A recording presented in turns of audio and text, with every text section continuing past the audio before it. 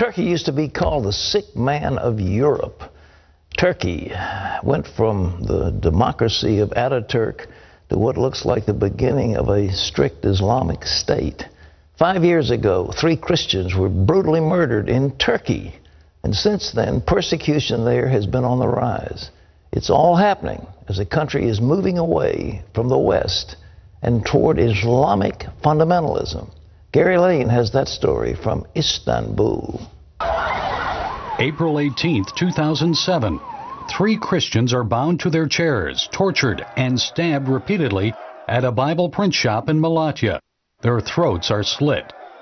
1 year later, widow Suzanne Geske told CBN News the anniversary of her husband's murder is just another day of remembrance. You see, every day is April 18th. You every day have to live without him. 5 suspects went on trial for killing the men. 5 years later, there is still no conviction.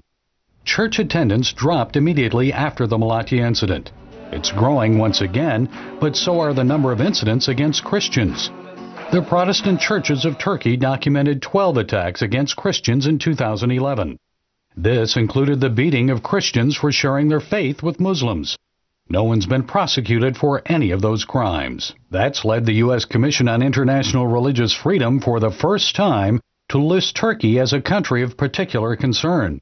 Nina Shea, one of the commissioners supporting that move, says the Turkish government is suppressing Christian worship. As a result, Christian numbers are dwindling. They comprise 0.15% of the entire population of Turkey. So they are very frail, and we're going to see them vanish in our lifetime if Turkey doesn't lift its dense web of regulations and give them religious freedom. Turkey's ambassador in Washington calls the CPC designation politically motivated. Christians say it's because the Turkish government won't act against growing intolerance against non-Muslims. Middle East analyst Walid Faris is not surprised. He says Prime Minister Erdogan is Islamizing the society by shifting away from a pro-NATO, pro-Western position to a pro-Islamist, more anti-Israel and slightly anti-Western attitude, for example, the alliance with Hamas. That alliance cooled relations with Israel, leading to a shootout over a flotilla of terrorists bound for Gaza. Turkey also supported anti-Gaddafi rebels in Libya, and more recently, opposition fighters in Syria. The nation is positioning itself as a dominant Middle Eastern power. As Turkey reasserts itself playing a leading role in helping to shape the future of North Africa and the Middle East, like most Americans, Turks have one thing on their minds: the economy. 25% of Turks between the ages of 18 and 24 are unemployed. All the attention on Israel and Syria is affecting the Turkish economy.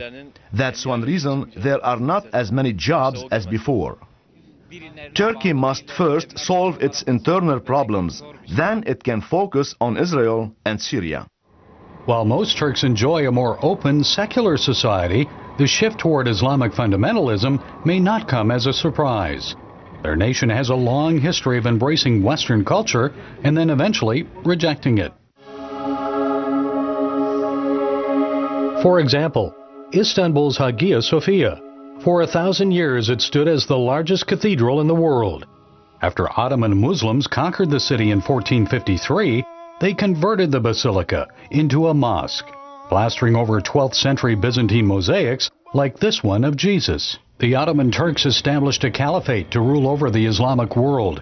In the 1920s, Mustafa Ataturk established a secular state. Nearly 100 years later, it seems Turkey again is distancing itself from the West. Erdogan is taking steps to reestablish the Turkish caliphate. There will be a renewed caliphate, but there will be a struggle over who's going to control that caliphate. And again, we go back to centuries in time. Would it be the Arab caliphate or the Ottoman caliphate? So we'll go back to square one. In the meantime, Turkish Christians pray for greater religious freedom and tolerance, as young Turks like Mohammed and Suleiman continue their search for a brighter future. We need jobs and peace. We need a solution to our problems. Gary Lane, CBN News, Istanbul. Turkey is, in my opinion, a great mission field. There are many, many of those Turks that don't have any religion at all, and they're open to the claims of Jesus Christ. But you go back in history, the Ottoman Empire was up against the Austro-Hungarian Empire butting heads on the cusp of Europe, and the Balkans were a fighting ground between the Ottomans and the Christians. And lo and behold, history is repeating itself, and it's not a pleasant prospect.